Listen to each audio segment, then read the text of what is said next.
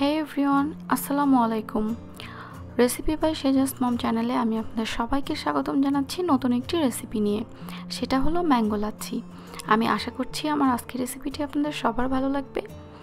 আর রেসিপিটি যদি ভালো লাগে আমার চ্যানেলটি সাবস্ক্রাইব করতে কিন্তু ভুলে যাবেন না। আর দেরি না করে চলুন তাহলে ঝটপট বানিয়ে ফেলি ম্যাঙ্গো লাচ্ছি।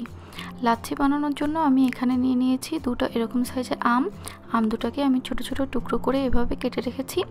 এটা আমার মেজারমেন্ট কাপের 2 কাপ পরিমাণ হয়েছে। এবার ম্যাঙ্গো লাচ্ছিটি বানানোর জন্য আমি একটি ব্লেন্ডার জাগে প্রথমে আমের টুকরোগুলো দিয়ে দিচ্ছি। তারপরে আমি এখানে অ্যাড করছি 8-10 টুকরো বরফটা কিন্তু লাচ্ছিতে অবশ্যই দিবেন। সাথে আমি অ্যাড করছি 1 কাপ মতো লিকুইড দুধ। আপনারা যদি লাচ্ছির ঘনত্বটা আরেকটু বেশি চান তাহলে দুধ হাফ কাপ দিতে পারেন। আর আমি এখানে অ্যাড করছি 1 টেবিল চামচ চিনি।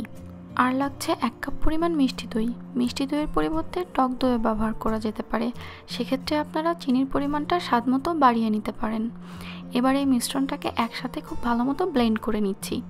ব্লেন্ড করা আমার হয়ে গেছে, ব্যাস ম্যাঙ্গো লাচ্ছি কিন্তু আমার রেডি।